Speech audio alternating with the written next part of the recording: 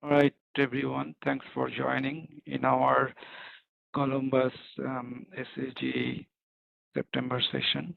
Um, Today's speaker is Maulik Darji, um, our very own. He is one of the organizers of the Columbus Sitecore user group, and he brings like probably 15 years experience with him working on Sitecore. I one of the people I know that worked so long with Sitecore, and he has a lot of experience. So recently he was part of the implementation for this XM Cloud project, and he's going to talk about his learning from that project. So Maulik, take away. Thank you. Thank you so much, Himadri. Good morning, good afternoon, good evening, everyone. Today I'm going to discuss about the journey we had recently for our implementation, website implementation. We migrated 4 websites on Sitecore XM Cloud. So title Inside Sitecore XM Cloud, Lessons from our website migration journey. Let me introduce myself. My name is Maulik Darji. I am a 3-time Sitecore MVP and I have 14 plus years of experience in Sitecore. I have 20 plus years working in IT field and I'm passionate about Sitecore specifically. I have been involved with many different projects in my career and I'm sharing my knowledge on darjimaulik.wordpress.com. There will be some points during this session. I will refer to you to my blog because I have mentioned that on my blog to avoid extending the session. And thank you so much for joining this session. Today's agenda is first a little introduction to XM Cloud, what challenge we had when we initially set up, a very quick on development, migration and release and lesson learned. And I'll try to keep some time for questions. Introduction to XM Cloud. Now everyone knows XM Cloud is the latest buzzword in Sitecore technologies. So what is XM Cloud? Now, before going to XM Cloud, we had XP, Experience Platform earlier. Now it is Composable Digital Experience Platform, Composable DXP. At one point of time, Sitecore gave that a name XM Cloud Plus, but I think that Plus is no more and it is just separate products. But if we see Composable DXP, so XM Cloud, Search, Personalize, CDP and Connect. In general, earlier that is XP. Now each and everything is available. It's like you can choose what you need. I need only CMS based website, I will choose XM Cloud. And I've seen that quite a lot of people, more than 50% of Sitecore clients, they have just simple XM Cloud based website. So I'm going to cover that. First of all, we are AAA Club Alliance. We have developed a few websites, 4 different websites. So first one is this is the primary most website, Club Alliance, which we launched last month. Martin Travel was the first one to go on XM Cloud. We launched around April beginning. Then Provident Travel, providenttravel.com. Similar website, static, nice look and feel. And then we had Corporate Travel. So these 3 websites were launched, you can say April, May, June up to July. And then we launched our Club Alliance. Club Alliance is the most important and the biggest website on Sitecore platform for us. Now, let's come back to XM Cloud. When we say XM Cloud, there are few building blocks. If I keep it Very first thing I have marked Cloud Portal. You should have access to the Cloud Portal, and once you are on a Cloud Portal, only from that point you will be able to log into XM Cloud. You won't be able to log into XM Cloud if you don't have access to Cloud Portal. Second one is deploy this section, the developer tools. Now, this developer tools deploy app. You can create, update, delete your websites. You can set up site variables. It's a pretty good app, and there are lots of functionality available. So you don't need to log into the server. Okay, XM Cloud does not have a server. You cannot log into the server and go to IIS, change the files. You can't do that. For that, you have deploy app. Sitecore CLI is the command line interface. You can deploy, serialize, do quite a lot of things with CLI. Pretty powerful tool. Now comes the big one, GraphQL.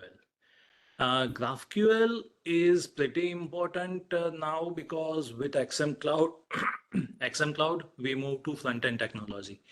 And Sitecore has suggested two options. Front-end, how front-end connects to Sitecore.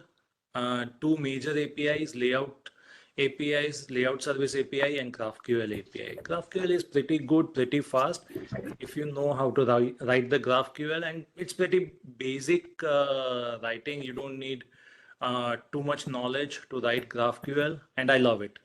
So GraphQL and REST APIs are very important building blocks. You can create webhooks to connect to external system. Say on some particular event, I want to connect to some external system and send the data. Use the webhooks. JSS, Next.js, SDK, and serialization. Those are for development. Then jump to third one, that is interface. Now, XM Cloud, if you have worked with Sitecore, you are aware about last two options, content editor and experience editor. Now what XM Cloud brings, first of all, dashboard. Very recently, like literally in last week, there is a nice, beautiful change to the dashboard. With that dashboard, we have site listing. All of our sites are listed on the dashboard. We can search the sites. Second one is Pages. Pages is on very layman term. It is the new experience editor for XM Cloud. I have written one or two blogs for Pages. I love Pages compared to Experience Editor because it's faster. Experience Editor, quite a lot of time will not load, or it will throw JS error, JavaScript error. Pages, I'm seeing that pretty less, and it is much more faster to load compared to Experience Editor. So I have asked my authors to use Pages and not Experience Editor. Components Builder is one of the tool which is coming with XM Cloud, and you can create a component directly in XM Cloud. You don't need to write the code for that. Though the component should be should not contain any logic or anything like that, but definitely there is a image on the right hand side. I want to display a title, text, some links. I can easily create that using the component builder. I don't need to write a code for that. Though Sitecore has provided some out of the box features with their XM Cloud Foundation repository. There are lots of sample code. We have also worked on, we are checking a few things with forms. So Sitecore forms, particularly for XM Cloud, it's really very good. Simple to create, lots of features coming. If I'm saying just an example, I have worked on Sitecore forms last month. I was doing some experiment. If I'm going today, then definitely there will be some more updates in Sitecore forms. I don't need to do anything upgrade. Sitecore will upgrade the XM Cloud platform for us. So first and foremost, I don't need to upgrade Sitecore anymore. That is by default, Sitecore XM Cloud auto upgrades. And Forms also lots of new features coming. XM Cloud also lots of new features coming. It will be just deployed. I don't need to make changes or anything like that. So that is one very good thing. And then comes quickly on front-end hosting providers. So Vercel, Netlify, then we can connect others with CLI. And if you are thinking about like you want to host something and you are not very much clear, Himadri has a session for that. You can find the session's YouTube link in our SUG Columbus. It was just last month he presented and completely targeted on the front-end hosting provider. So that itself is a huge thing. And then comes delivery, the experience edge. The biggest difference, like if someone has started working on XM Cloud from Sitecore 10, 10.23, 4. So first question comes, where is my web database? XM Cloud does not have a web database. XM Cloud has a delivery server that is called Experience Edge. And that contains all your published data. You cannot go and check the data whether the item is published or not, because the way it works, XM Cloud publishing is called Edge publishing, and that is different than our Sitecore publish. Sitecore, we have one item going into the database with all the connectivity objects. So in Sitecore, there will be multiple databases, multiple tables, fields. Edge, it flattens all the data, and it's a complete different way to publish. And that's why we do see sometimes publishing issue, but then we have to work on that. Okay, this item is connected to my parent item, so I have to publish parent as well. Then it will be affected. So these are few things, but it makes exciting working on XM Cloud. I enjoyed the work. Plus, once these are all the tools available in XM Cloud. Now comes composable add-ons. You want to connect it to Content Hub DEM. We have that, and we will be doing that next. CDP, personalized connect, Content Hub 1, Sitecore search. So these are all the different options available to extend your XM Cloud implementation. When we started working, we worked on the initial setup and we had some challenges. So first of all, it would be like when you are doing the development, we have initial setup where we set the environment on XM Cloud, local. Then we have to set some deployment pipelines, how it will be deployed, at least for testing purpose. Parallel to that, there will be UI and UX design works, content architecture will be defined, how the information architecture, how the pages will be there, what will be the folder structure in Sitecore, how we will access. Then components wise, reusable UI components, and as we are using the headless architecture, how the components will access all the data, layout service or GraphQL that we need to define, and then testing and optimization. And always testing, performance, and security. When we started working, we had very first challenge. And this is coming from me. I have 14 years experience in Sitecore. All the experience, most of the experience is in ASP.NET C#. And when it comes to XM Cloud, it's a headless technology and our front end is React. Am I very good in React? No. So that is our first challenge. Understanding React and Next.js. So what is the first challenge and how we mitigate? We have our team also, they are also Sitecore developers. So first thing first, get the React training. So at least we know how React works, how we can write the code, how we can write the syntax. Though we are not expert, but one Sitecore has provided some sample code. We did our training for React, and with those two, we were able to start working on our implementation. If we don't do React training, if we don't have a sample code, then I don't know which language I'm reading. I know JavaScript very well, but React and JavaScript are a little different. It will not work exactly the same way. I just learned my lesson day before yesterday. I just wrote JavaScript, windows.location.name, and I run it on my code. And then it says Windows undefined. And I'm like, why? And then I realized, hold on. React is a backend technology as well. So server side code and my code executed on server side. Server does not have Windows. Windows will be on client side. So then I have to write some more code to at least avoid the errors, and then that code should work on uh, front end side only.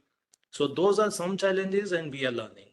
Everyone is learning with that, and I like to learn, so that's why I enjoy that. Our second challenge was Docker. Uh, Docker environment, we started working on our implementation using the Docker.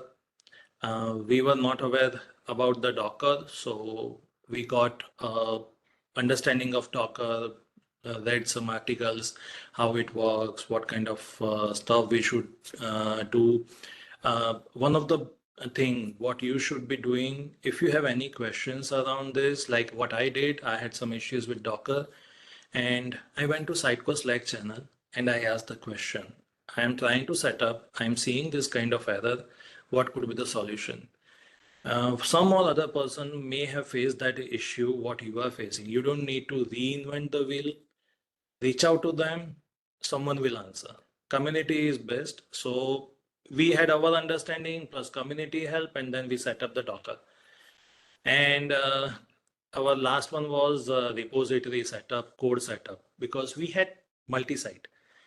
We don't want to use any component from Club Alliance into our travel websites, but and also and nothing should overlap. So everything should be in a different structure, different repository, and two different teams. We had our development agency who are really great expert on React. So they were working on Club Alliance, few of our team members also working with them, and we have our in-house experts, Sitecore experts. So we were working on travel websites. We want to avoid any conflicts between those two teams. And that's why repository setup was critical. We took our time to set up our first repository where I can run my code separately and someone can run their own website separately.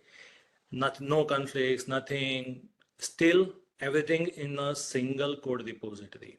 I don't need to log into multiple places because we need to run XM Cloud build.json. That is one file that will always run and build the XM Cloud platform. And we can't have that for multiple sites. So we have to keep that everything in a single repository. We had that running successfully now, and we have released all the sites. Now comes a big questions. This is the environment setup. This is for the local development. We have our local development. We started with a container Docker environment. Each and every developer has Docker on their system, and we were working. We had serialized, so the whole process we have defined that when we are creating any item on our local, we have to serialize that, and we have to push that into our repository. So when we are deploying on development environment in XM Cloud, all our code and everything goes to that repository into Sitecore. So serialized item, everything we did, and it was working very good for a certain period of time. At one point of time, we had some major changes in our security firewall, and our Docker environment stopped running. Whoever was running, we saw that okay, yeah, things are good, but then at one point of time it stopped running. But just one thing before that, container Docker, it's a quick and easy to set up because it is on your local. You are not dependent upon anything else. Just run some quick commands, which is available in Sitecore. Sitecore provides XM Cloud Foundation head. If you go to that repository, it has all the information available. You can easily create. One of the advantages, someone said that no need of internet or XM Cloud connectivity. You need it just to confirm that you have XM Cloud environment. And once that is there, once you are connected and you have a XM Cloud working, your local Docker environment working, then you don't need. You don't need live connection to XM Cloud. You don't need internet. Uh, Sometimes you just close the computer, open it next day, everything running fine. You don't need to keep restarting everything. And this one is dependent on Docker desktop. If that tool is not working or you have some network firewall dependency, then it is a challenge. And recently there is a FED, front-end development approach. Sitecore has recommended this as well. Earlier that was container and Docker. Now they have recommended front-end development approach. Rob Earlem, I think. Yeah, Rob Earlem. He's the Sitecore architect, and he has just posted a blog message on internet with a blog link. And today itself, like it's 9 hours ago, 9 to 10 hours ago, and he has also recommended this FED approach. Now I'll tell you why we moved from container to FED approach. We faced that issue with our network and firewall. We tried a lot. We reached out to our network team to do some changes, but we were not able to turn on the Solar Docker environment, Solar container. And due to that, we were not able to run Docker. We tried a lot. And literally, each and every developer down. Then we realized there is another approach where we don't need Docker. In our local development environment, instead of specifying all the connectivity to Docker, how about we specify that to XM Cloud develop environment? And then we start working on the develop environment. There are disadvantages of that, but I'm not dependent upon Docker. One of the things which I noticed, for example, we have out of 10 developer, if we are working on Docker, I would say 6 or 8 developer maximum working full time. At least 2 or 3 developers will have one or other issue with Docker, connectivity issue, or most common. If you are working on Docker, you have to turn off the IIS, and they forget. So one or other stuff, Docker was creating problem. And then with the firewall issue, 0. Like out of 10, all 10 developers are not able to work. So we moved to FED approach. FED approach is like this. You can see on my laptop, I'm connecting to my own Docker earlier, but instead of that, each and everyone is connected to the same single XM Cloud. This XM Cloud environment, so I'm creating something on XM Cloud. I've created some item. It is available to other developers as well. So they don't need to serialize. We are just not doing serialization anymore. So that helped us. We are able to do environment setup. We are able to work little more faster than we were working on Docker. Just run some command, our connectivities to our develop environment, our API host, GraphQL, everything directly connecting to the XM Cloud. So much more faster. And this is one thing, last month I had a discussion with Sitecore as well in one of the Slack channel, in XM Cloud Slack channel.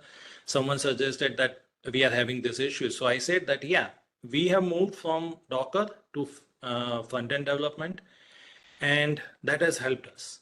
At least I would say that 99% of the time we are able to work without any issue. Unless until there is some package conflict or something like that happens. Otherwise, everything looks good. No more issue with connectivity. Touch wood. Uh, so so far, do you have any question, or if I'm going a little fast, any questions around this? Maulik, I was going to add that in the chat. If you have a question, add it in the chat. I can ask one, like, even if you are creating this items or template in the XM Cloud, whatever environment, like Dev or whatever, you still need to actually do the serialization for storing the, some of the Sitecore templates and items in the repository, right? So you have to get that and push it back to the repository. Isn't that right? Yeah, that is right. That we create the template, but now one advantage is I'm creating template in my develop environment, and no one need to serialize, deserialize, anything like that. No one need to do. Now I need to push that to repository. Then only I am doing that. Apart from that, if I'm not doing anything, I don't need to run serialization. Where if I'm working on Docker, every time I take the latest code, I have to run serialization to install. It's like it automatic. I have to get the latest content from repository into my Docker environment, and from my Docker environment into repository. So every time I'm taking the latest, I have to run serialization. Yeah. So that is It's just definitely one advantage, that I'm just running serialization only when I need it. right. And it's like, keeping all the environment in sync, right? I mean, Yeah. basically, it's not needed for the developer to actually update their local environment. So there is a question posted here. It seems XM Cloud auto update the platform. Is it backward compatible? Let's say API becomes obsolete or signature, handshake, data contract changes from Kiran. So I'll take Kiran's question now. Natasha's question is related to content transfer. That I'll be able to cover that later uh, in some different slides. So yeah, XM Cloud auto updates. If there is any changes, breaking changes, I haven't seen any breaking changes, thankfully, as of now. But if there is any breaking changes, it handles. I believe that there are few changes, like 21.6.4 JSS version has something called context ID, and that is something which I'm going to cover later. But very important feature. But if I'm not on 21.6.4, I am on lower one, I am still able to use the Sitecore API keys. I am not required to upgrade my code uh, to just have the benefit of that context ID. I can still use the API keys. So yeah, as of now, definitely XM Cloud is backward compatible. If I'm not upgrading my code, if there is anything obsolete, I don't think so. There will be things which will be obsolete because if the XM Cloud environment itself auto upgrades, then people will have their production site crash if there is no backward compatibility. So as Yeah. of now, that is one thing which is beneficial. That's the promise of SaaS product, right? It will always keep things backward compatible. We have 30 minutes. I think you have a lot to cover, so let's take the Yeah. question. Yeah. Jason has asked, is flattening of dynamic data during publishing new to XM, and how is this different from XP? Yeah, this I haven't seen this edge publishing, which is specifically like flattening the data in any of other Sitecore, our on-premise Sitecore version. Because we have a web database over there. So when I publish one item, then that item is updated in a table on web database. And we can go to web database, we can verify if the item is there or not. On Edge, it's a complete different API. I'm still doing some reading on that. But basically what happens that it's kind of data is flattened. So it would be like this. I'll confirm that I still need to check that one, but my item, I have some data under that component as data source.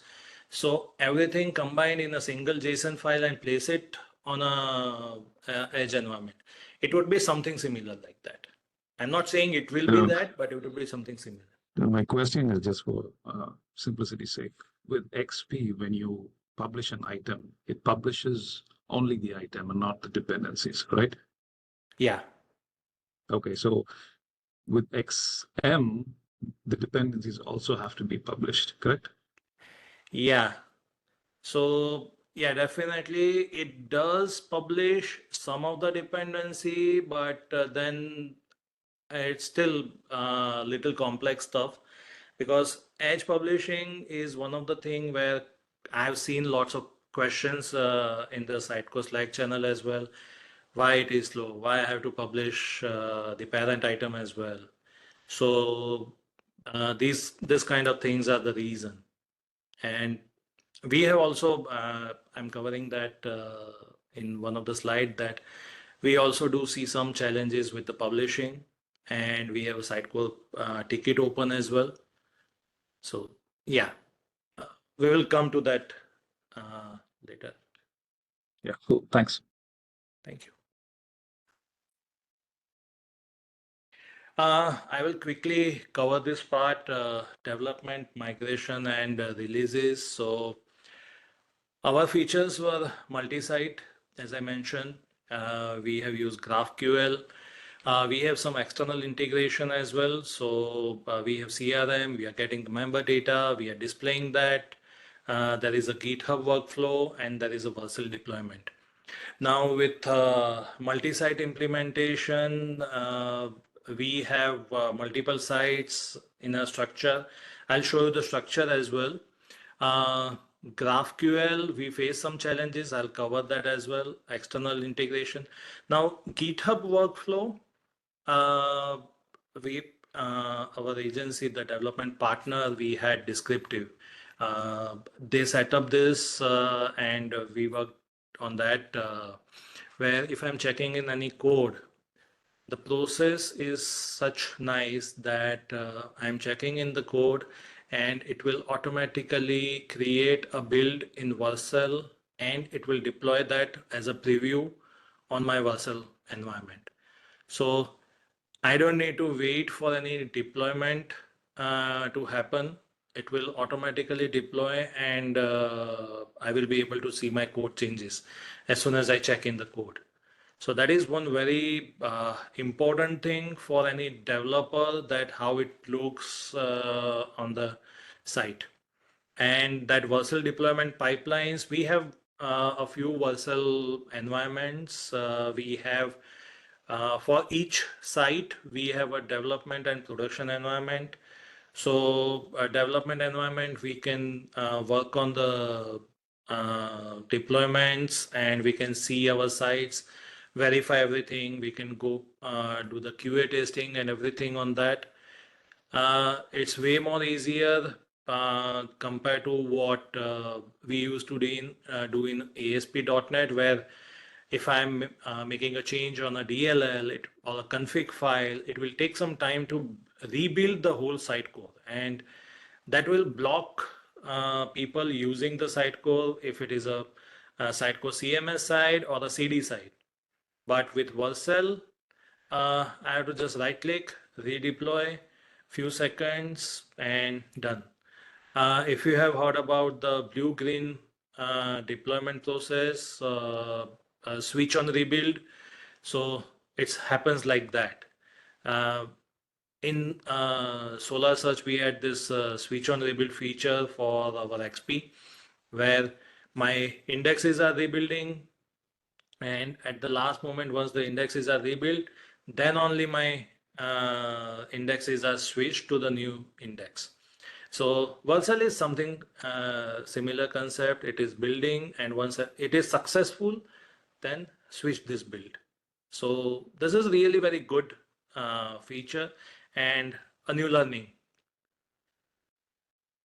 Oh yeah, this is our environment. I can see that I can show you that CDP Connect XM Cloud.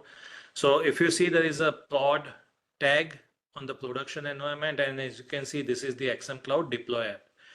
Most important, if you are working on XM Cloud, this is the XM Cloud portal.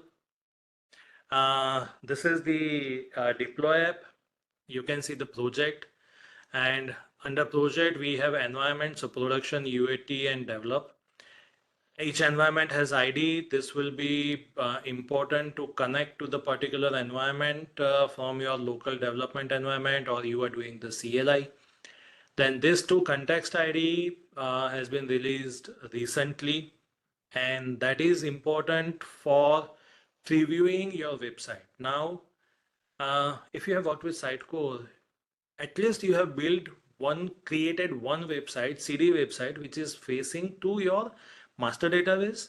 So you can see the content of your content on the website, but which is not published, which is in draft, or which is still not published, unpublished version. XM Cloud was missing that part, but I think 2 or 3 months back, this context ID came, and that is available only from 21.6.4 JSS version. You have to upgrade to that, and you can just specify context ID live. It will display your live UR values. You display context ID preview. The reason is this everything, it's going to the same edge URL, and it's literally one single URL. You have to specify either Sitecore API key for develop. It will go to develop environment. It would be UAT API key. It will go to UAT, and that is before 21.6.4. Now it is a context ID. So same URL, you provide context ID for develop. It goes to develop and preview, or develop live. So one URL solves everything. You don't need to keep changing. Oh, okay, I am now going to develop environment. I have to change the URL. No, you just need to change the context ID. So that is one advantage. There are few more requirements for that context ID preview. When you are building your XM Cloud, you need to have default rendering hosts. So that is very, very initial step of setting up your XM Cloud before you add your code. Use Sitecore SXS Starter. The default, whatever it is coming from the Sitecore repository, use that as a building of rendering host, because you need a rendering host to work with context ID. We missed that. We did not know, and this was created last year. So context ID was, I think, not even in plan anywhere. So even we did not create the rendering host. And now when we are trying to create a rendering host, we are facing some challenges. So we are still working with Sitecore for that. So you can see this one. This is the production side. And you can see like the site here, JSS version, your preview or live ID. And you can see this edge context ID, Sitecore site name, and JSS editing secret. Now this is simple thing. Copy this, put it in your local development environment file, and it will work. This value changes for each and every site, preview or live, or each and every environment. And when you are setting up the Vercel site, you have to specify these values into environment variable in Vercel. So just copy this URL, put it in Vercel, and you are connected to that particular environment. I'll quickly show you the architecture, how our code is defined. Our code is on the root. We use the Sitecore sample. So on the root, we have Docker folder, .sitecore.env file, and then the most important XM Cloud build.json, where all the configurations are there, then up and down PS1. So those are for Docker, if you are working on Docker. And we were facing a lot of challenge with our Docker environment. Our network has a very specific requirement that laptop will be shut down every day, or you cannot just hibernate.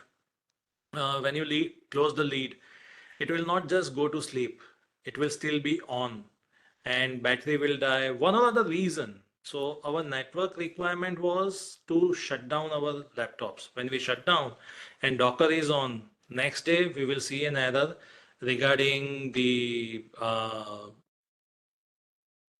when we are doing that, we were seeing some errors. It was regarding the network, something was there. So we had to restart the Docker, and a few steps like when the laptop restart, IIS will automatically restart. So we have to shut down IIS. We have to restart the Docker service. One thing, two thing. So what I did, I wrote a script that will do everything. So developers, they log in and they're starting the day. First thing, go to the server, go to the folder and run this restart xmcloud.ps1. That will take care of, first it will reset the IIS. So basically stop the IIS down and then up. So that would resolve 99% of the issue for them. Once we move to FED, we no longer need this file. But yeah, this was very helpful. And we created a lot of PowerShell files for doing some small stuff. Now, comes to the folder structure for our site. So our primary site, which is a single one, we have .environment, mesh, and our source file where components, pages, etc. lives. Then we created a travel sites folder where we have ABC, XYZ, and PQR. So these are all independent of this, independent websites, and what I have to do. So I'm doing the development. If I want to run this one, let's say I want to run ABC travel. Then CD to this folder, CD SRC, travel sites, ABC travel. Once I am inside ABC travel, I'll run npm install and then npm run start connected. And that will run my ABC travel. It will not execute any other website. It will just run the ABC travel. Same, go to XYZ and it will run only XYZ. So this was the structure we followed. And we are able to run our sites separately without any conflicts or anything like that. So this was one advantage, setting up the structure coding file structure like this. Now comes few learnings. First, RTE, Rich Text Editor. First I said Pages, Sitecore Pages. Sitecore Pages is the new experience editor. That experience editor, Pages does not have a rich text editor out of the box. You have to enable that. Sitecore has provided a new rich text editor. You have to enable. There is just minor settings. I'll go back a few slides, but if you see this one, you are on projects, you are on the environment, and you can see this variable. So here on that variable, you just need to define one variable. You will find that on my blog. You have to just set up that variable and set it to true and click on these options and you will see a restart or redeploy environment. So redeploy means it will deploy the code. Restart means just restart whatever it is available right now. So restart once you add the variable and you have this rich text editor available in Pages. We have written lots of PowerShell scripts for migration, same for media library and content migration.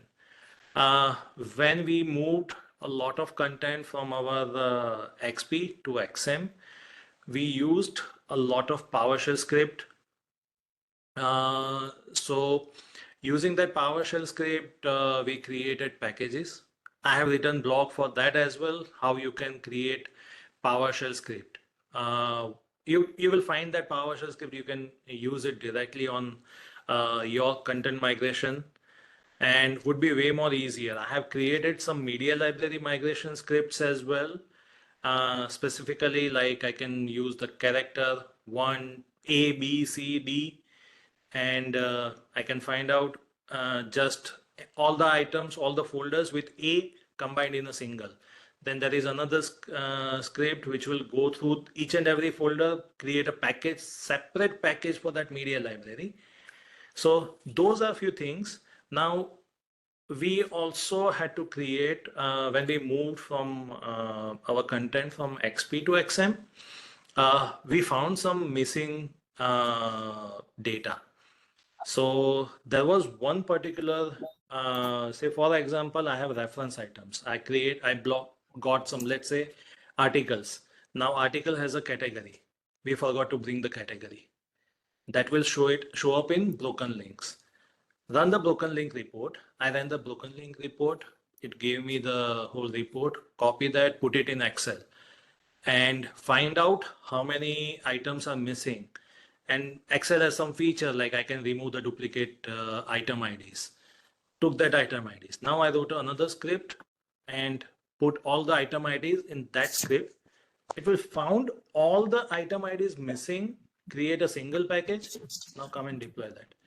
That has avoided a lot of work, manual labor with those scripts. And if you're looking for any scripts, reach out to me on Slack and you will find that few scripts on my blog as well, because those are few things which are really important to work upon.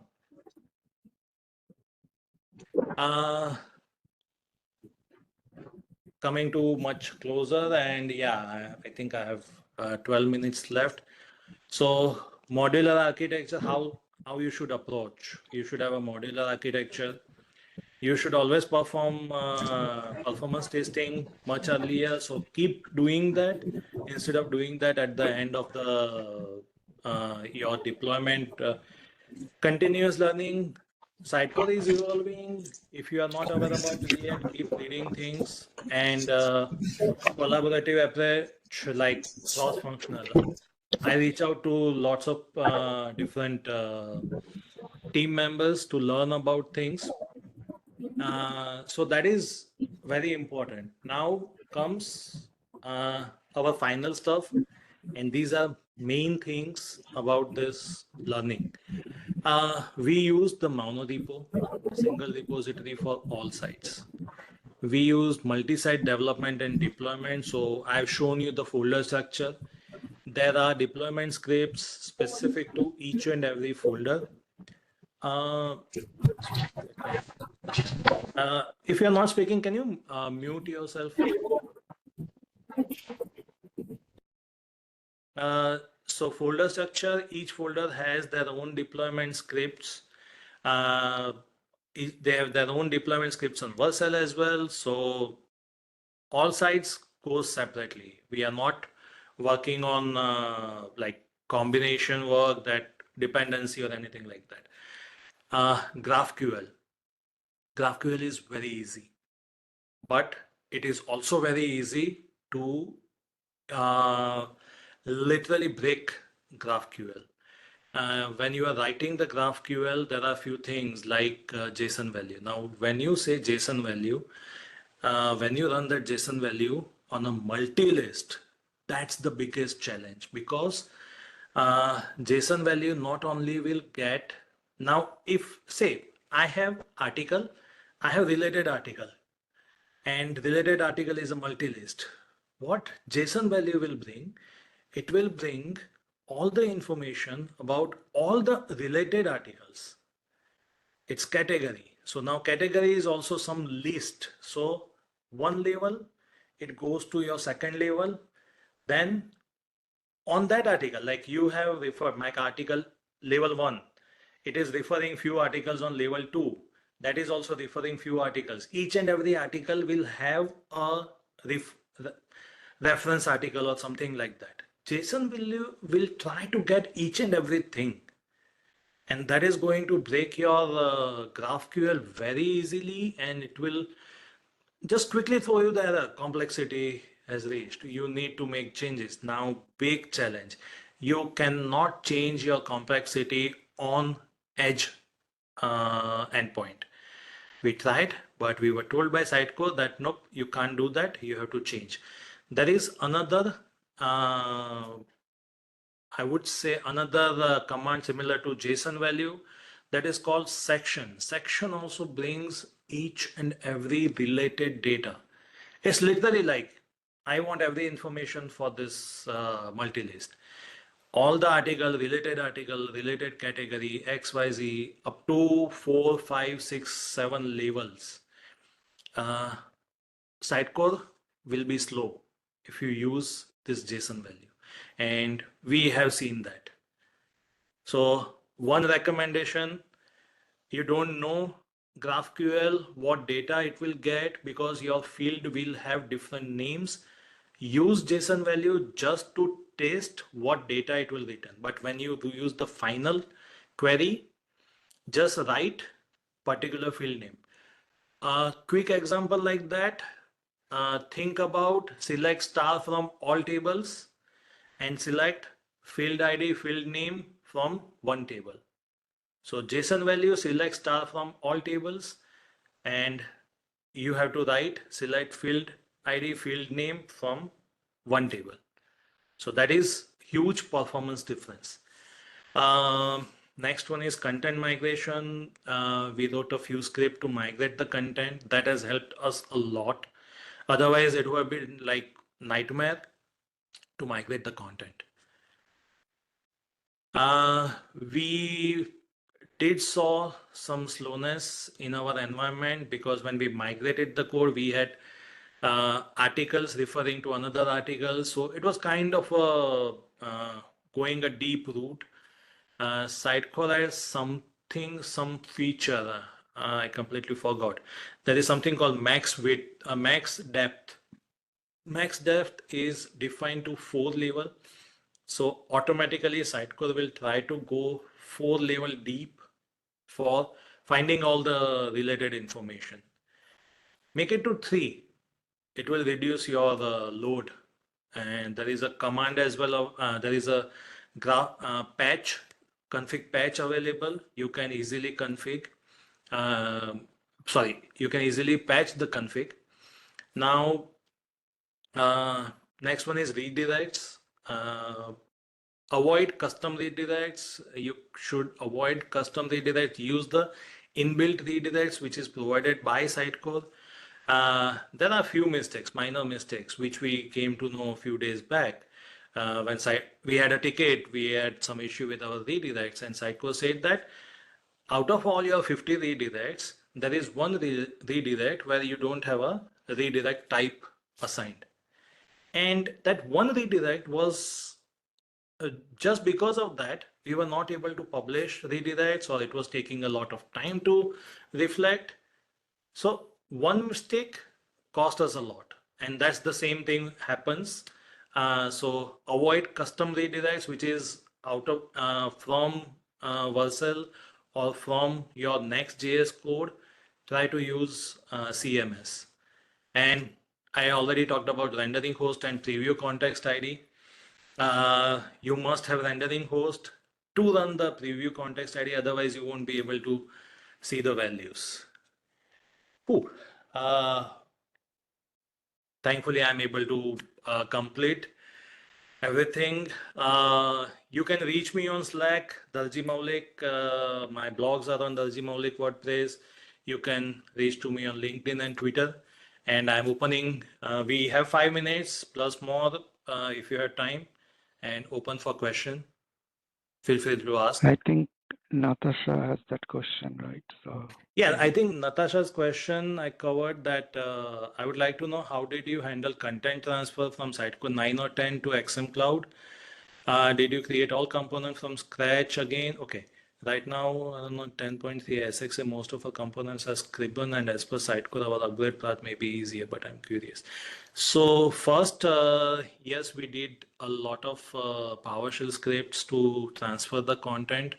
Uh, there are advantages of PowerShell script that you can use it multiple time and it avoids issues uh, when we create manual. Like if I write a PowerShell script where I can get the article and all the referred templates, then I can use that for each and every item. Uh, Someone who is just picking up articles or any blogs or any events, let's say, and when we are moving, we don't miss the referred item. So that way, PowerShell scripts are helpful. At least it should be written in a way that it will cover everything. Second one is we did create components from scratch. There is one advantage we took. That was we just try to use some things from AI as well. That how it works. We just wanted to check. So for one or two components, what we did, we took the .NET code, put it in AI, write this in React. It gave us. Then we modified into a few things because definitely it will not give us 100% same output. So we made some changes and yeah, it was little faster. So we converted our ASP.NET to React. Most of the components we have written from the scratch. Club Alliance, everything from scratch because it has a different design. For travel sites, we have different, like we try to keep the similar structure, but we had like almost same components, same design. So we created all those still from the scratch because our .NET does not work with headless. And yeah, SXA 10.3 SXA, it should work without much problem. Jason's question, did we create a site collection for the travel sites? We did not create a site collection. We thought of creating like for components, we can reuse the components, but we found some minor changes for all the sites. And that's one reason why we did not shed the component or did not create the collection as of now. Any other questions? looks like no other question. Thanks. It's a really helpful session, Maulik. Glad to help. All right. Thank you, everyone. Is there anything you want to add? I'm good. If you have any questions, you can reach to me on my Slack. I am active on Slack community, plus I'm writing a lot of blogs on darjimaulik.wordpress.com. I have written some blogs, like I have shared PowerShell scripts publicly. If you are interested, I have, like, for example, you are doing a content migration and especially for media library. If you create a single package, that would be 1 GB, 2 GB, 5 GB. I have created scripts that will divide those into multiple packages. Now, there are ways you can easily download that if you have access to the XP and you have access to the packages folder in your XP, then you don't need to download. You just create, it will be much more faster. You can still download the packages as well. But now one more caveat to that. You have 50 packages. How you will install that on XM Cloud? XM Cloud, you can still install the packages, but you have to do it one by one. I have been working on a script for PowerShell script with a UI on that, where we can install, as of now, I kept a limit of 6 packages in a single go. So package, select how many package you want to upload, and then select first package, it uploads. Select second package, uploads to XM Cloud. And it will, once all the 6 are uploaded, press a button, it will install all the 6 packages in a single go. So if you know this thing, Sitecore is allowing to upload 10, 20 packages, but it will not allow you to install more than 1 package at a time. But my script allows 6 packages. I haven't got that script in public yet, but I will be writing a blog and share it on a GitHub very soon. I've been working on this one since quite a long time, maybe 2-3 years, and now it is way more successful. So I will be glad to share that publicly soon. Feel free to reach out. Thank you. I'll stop the recording.